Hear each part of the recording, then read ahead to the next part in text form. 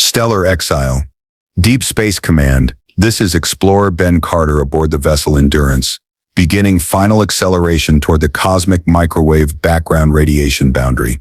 ETA to Universe Edge, 72 hours. My name is Ben Carter, and I'm about to become the first human being to reach the edge of the observable universe. The Endurance is humanity's most advanced spacecraft, equipped with experimental engines that can push us to unprecedented velocities. Not faster than light, but close enough to travel distances that would normally take millions of years. Endurance. This is Deep Space Command. You are cleared for final approach to cosmic boundary. Remember, your mission is observation only. Do not attempt to cross the boundary under any circumstances. Copy that command. Maintaining safe distance from boundary for scientific observation. The cosmic microwave background radiation represents the furthest we can see into space. The ancient light from when the universe first became transparent, roughly 13.8 billion years ago. Beyond that boundary lies nothing or everything, depending on which theory you believe. As I accelerate toward this ultimate frontier, I feel a strange mixture of excitement and unease. For months I've been traveling through increasingly empty space, watching galaxies become sparse and finally disappear entirely. Now I'm in a region of space that contains nothing but the faint afterglow of creation itself.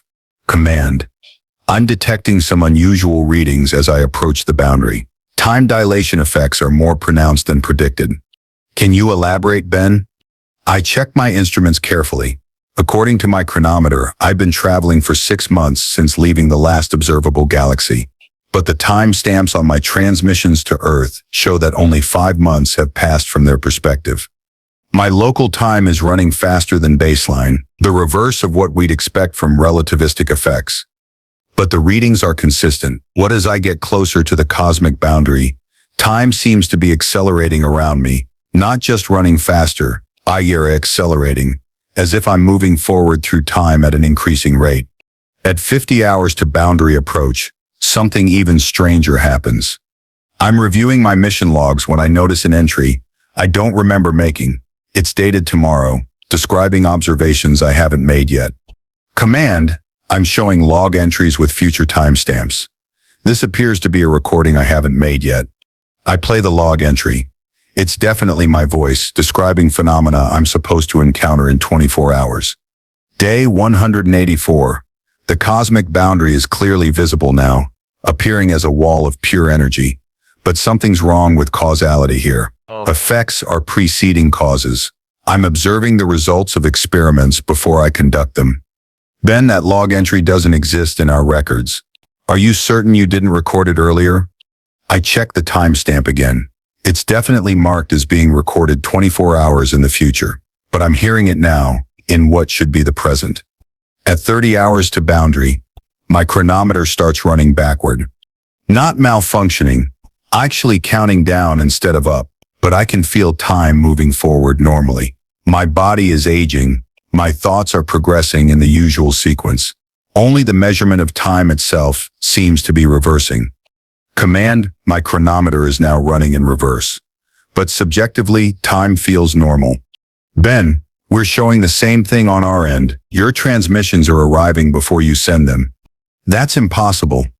Nevertheless, it's happening. We received this conversation 3 hours ago. I try to process this information. If my transmissions are arriving before I send them, then from Earth's perspective, they're receiving the results of my mission before I complete it. They already know what I'm going to find at the cosmic boundary. At 20 hours to boundary, I begin to age in reverse. It starts subtly, might a few gray hairs returning to their original color, some wrinkles smoothing out. But as I get closer to the boundary, the effect accelerates. I watch in fascination and horror as my hands become less weathered. My face grows younger. According to my reversed chronometer, I'm now 35 years old instead of 42. Command. I appear to be aging in reverse. Physical regression is accelerating as I approach the boundary. Ben, from our perspective, you've been getting younger for the past week. We've been watching you age backward in real time. Why didn't you tell me? Because from our temporal reference frame, this conversation happened 3 days ago. We've already had this entire discussion. At 10 hours to boundary, my memories begin to reverse.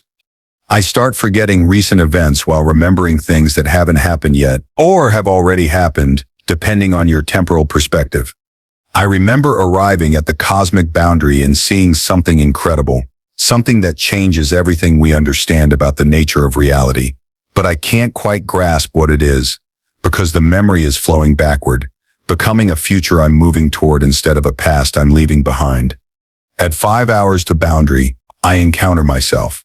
Not another version, not a duplicate, my actual future self, traveling away from the boundary while I'm traveling toward it. We pass each other in space, and for a moment our temporal fields interact. What's at the boundary? The beginning, the end, the point where everything turns around. Will I survive? You'll become something more than survival. You'll become part of the loop. My future self continues past me, heading back toward normal space while I continue toward the boundary. But I notice something disturbing. He looks exactly like I did at age 25. If time is reversing, how far back will it take me? At 2 hours to boundary, I understand what's happening. The cosmic microwave background isn't just the oldest light we can observe. It's the temporal boundary of the universe itself. Beyond that point, time flows backward. The universe isn't just expanding spatially, it's expanding temporally as well. And at the edge, where expansion meets the void, time reverses direction. At 1 hour to boundary, I see the structure of everything. Past, present, and future exist simultaneously. The universe is a closed temporal loop, expanding outward in time until it reaches a boundary, then contracting backward to its beginning. Every moment that has ever existed is happening now, stacked like layers in an infinite onion. I can see Earth's entire history, its formation, the evolution of life, the rise of humanity, the development of space travel, all of it happening at once, spread out across space-time like a vast tapestry. And I can see the future too, humanity's expansion to the stars, the eventual heat death of the universe, and the strange reversal that brings everything back to the beginning. At 30 minutes to boundary, I become pure consciousness. My body dissolves into energy, but my awareness remains intact. I'm no longer bound by physical form or linear time. I exist across all moments simultaneously, experiencing the entire history of the universe from beginning to end and back again. The universe isn't expanding into emptiness. It is expanding into time. Space and time are one continuous fabric, and at the edge of space lies the edge of time.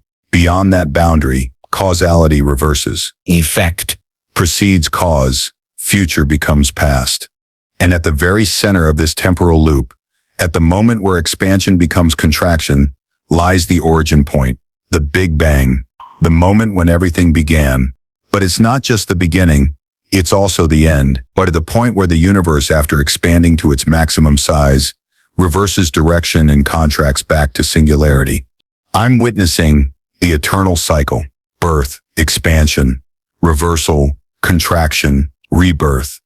The universe breathing in and out across billions of years, each cycle identical to the last, each cycle containing every possible moment and experience. And I'm part of it now. A consciousness existing at the boundary between forward and backward time, observing the eternal dance of creation and destruction. But there's something more, something I hadn't expected. I'm not alone here.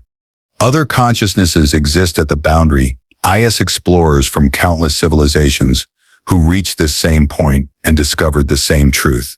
We are the watchers at the edge of everything, the observers who witness the universe's eternal cycle. Welcome, Ben Carter, they say in a voice that spans eons. You've reached the last station. The last station? The final destination of all conscious beings who push the boundaries of knowledge far enough.